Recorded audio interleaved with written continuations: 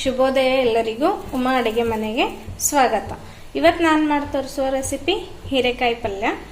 ನಾನಿಲ್ಲಿ ಲೈನ್ ಇರುವಂಥ ಹೀರೆಕಾಯಿನ 2 ಹೀರೆಕಾಯಿನ ಕಟ್ ಮಾಡಿ ಇಟ್ಕೊಂಡಿದ್ದೀನಿ. ಒಂದು ಈರುಳ್ಳಿ ಕಟ್ ಮಾಡಿ ಇಟ್ಕೊಂಡಿದ್ದೀನಿ, 1 ಟೊಮಾಟೊ, ಸ್ವಲ್ಪ ಕೊತ್ತಂಬರಿ ಸೊಪ್ಪು, ಉಪ್ಪು, ಜೀರಿಗೆ, ಅಚ್ಚಕಾರದ ಪುಡಿ, ಅರಿಶಿನ, ಆಮೇಲೆ ನಾನಿಲ್ಲಿ ಸ್ವಲ್ಪ ಶೇಂಗಾವನ್ನು ಪುಡಿ ಮಾಡಿ ಇಟ್ಕೊಂಡಿದ್ದೀನಿ. ಬಾಣಲಿನ ಬಿಸಿಗೆ ಇಟ್ಕೊಂಡಿದ್ದೀನಿ. ಈಗ ಇದಕ್ಕೆ ಎಣ್ಣೆ ಹಾಕೋತಿದ್ದೀನಿ.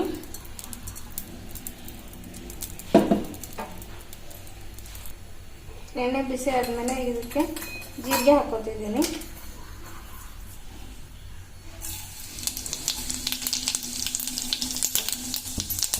ಆಮೇಲೆ ಈರುಳ್ಳಿ,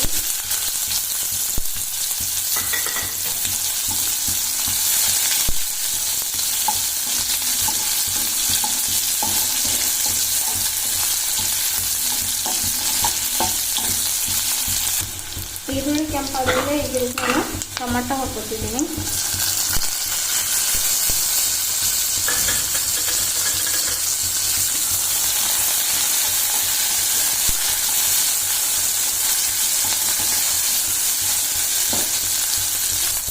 ಇದಕ್ಕೆ ಧನಿಯಾ ಹಾಕೋತಿದ್ದೀನಿ. ಹಾಕೊಂಡಾದ್ಮೇಲೆ 1 ಸ್ಪೂನ್ ಅಚ್ಚಕಾರದ ಪುಡಿ, ಒಂದು ಸ್ವಲ್ಪ ಅರಿಶಿನ, ಆಮೇಲೆ ಅರ್ಧ ಚಮಚ ಉಪ್ಪು.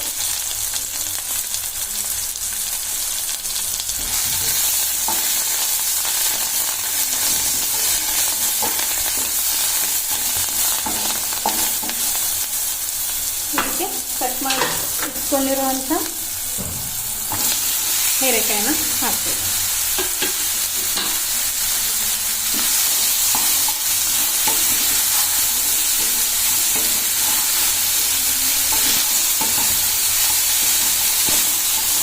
ಬೇಗ ಬೇಯುತ್ತೆ, ಜಾಸ್ತಿ ಟೈಮ್ ಹಿಡಿಯೋದಿಲ್ಲ. ಇದಕ್ಕೆ ಒಂದು ಸ್ವಲ್ಪ ನೀರು ಆ್ಯಡ್ ಮಾಡ್ಕೊಳ್ತೀವಿ.